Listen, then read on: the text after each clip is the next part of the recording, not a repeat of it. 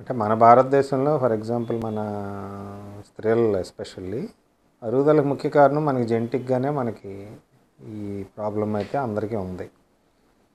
So especially 45-50 సంవత్సరాలు దాటిన లేడీస్లో కంపల్సరీ అరుగుదల అనేది స్టార్ట్ అయిపోతుంది.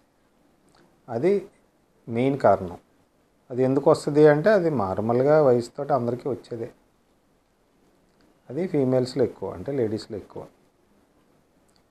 మిగతా కారణాలు అంటే కీళ్ళవాతంలో కంపల్సరీగా ముడుకులు తర్వాత తుంటి ఎముక రెండు కూడా అరుగుదల ఉంటాయి.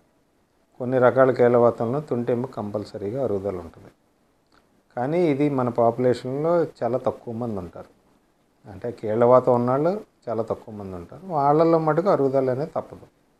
రెండోది ఆపరేషన్లు అంటే జాయింట్లో ఫ్రాక్చర్లు అయ్యి ఆపరేషన్లు అయిన వాళ్ళకి త్వరగా అరుగుదల వస్తుంది. ఎందుకంటే ఆ ఎముక ఫ్రాక్చర్ అయిపోయి మనకు ఒకటి ఇరిగిపోయి అతికిస్తే ఎలా ఉంటుందో అలాగనమాట బోన్ కూడా. సో అరుగుదల అనేది అలాంటి వాళ్ళకి తొందరగా వస్తుంది.